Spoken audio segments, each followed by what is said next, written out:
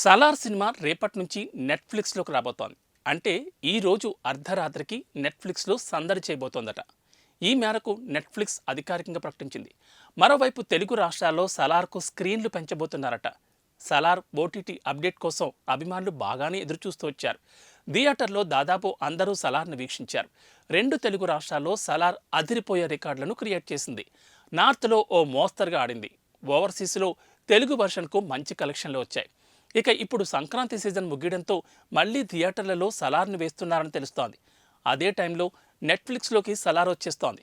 నేటి అర్ధరాత్రి నుంచే తెలుగు, తమిళ్, మలయాళం, కన్నడ భాషల్లో సలార్ అందుబాటులోకి రానుందట. పండగ టైంలో కొత్త సినిమాలకు థియేటర్లను కేటాయించారు.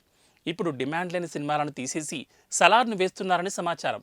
ఇక ఇదిలా ఉంటే ఓటీటీలోకి సలార్ వచ్చేస్తోంది. రేపటి నుంచి అందుబాటులోకి రానుంది. సౌత్ భాషల్లో మాత్రం అందుబాటులో ఉండనుంది. హిందీ వర్షన్ ఎప్పుడు ఉంటుందన్నది ఇంకా ప్రకటించలేదు.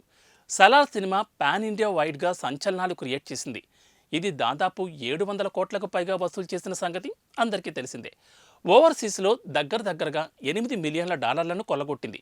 సలార్ సినిమాకు ఆశించినంతగా కలెక్షన్లు రాకపోయినా పెట్టిన పెట్టుబడి, వచ్చిన కలెక్షన్లు చూస్తుంటే భారీ లాభాలే వచ్చినట్లుగా కనిపిస్తోంది.